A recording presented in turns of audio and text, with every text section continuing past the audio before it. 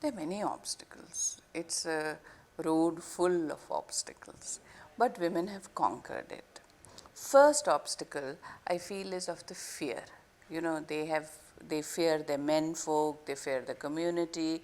They have to conquer that fear of going out, of being economically independent. Socially also, even if a woman works, her work is not acknowledged.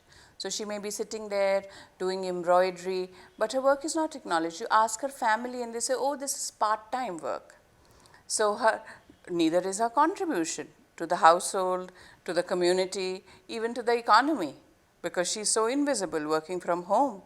So what do the artisans contribute to the economy is difficult to measure, has not been measured. So women remain invisible, large number of women remain invisible, particularly those that work from home. And when they remain invisible and isolated because they're working from home. Now the whole process of organizing is based on a shop floor technique, you know, that you collect in a shop floor, you do, it's a very, it relates to a factory setting.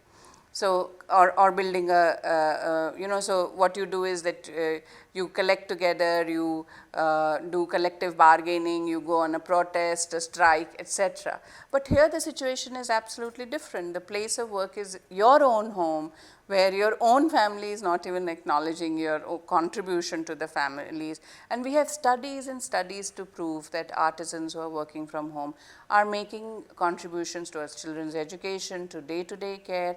And now with the markets and the shocks, etc. in the economy, it is this work of women that absorbs these shocks that families face. Okay? So first constraint she faces is of fear. The second that she faces is of invisibility. Her work and her contribution is not recognized. She is not recognized as a worker. So when she wants to come together as a group, saying this is what I've been doing, you know, the trader might feel more comfortable dealing with her husband, despite the fact that the husband might be just you know, acting like a middleman or a middleman. So that is the other thing, that you know, she has to get there layers and layers of middlemen, and she has to get across from them and do her own bargaining for what she's, and which is difficult because you know, there are also social connections, family norms. Usually the middleman would be her uncle or relative or somebody, you know, and then there would be another one above him, and etc. So that's difficult. So invisibility, fear. Then the third is that, you know, just how do you come together? Isolation. How do you come together? Everybody is working. There's so much time spent in care work, in economic work. Where is the time to come together, have meetings, decide? Fourth is lack of capacity. Okay, so you've come together, you've conquered the earlier things. I have no education, I have very limited exposure. Can I run an organization of my own? Can I trade on my own collectively? How I need to build my own capacity to do that. And then once, even if I do it, then direct access to market. Do I have direct access to market? Markets are large, changing. Women are in isolated rural areas. How are they going to understand?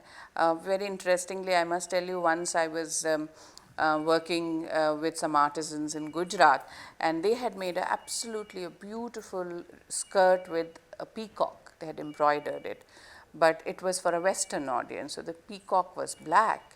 And the woman who was embroidering was distraught, because for her, her embroidery is her connect to her world. And she said, who would want a black peacock?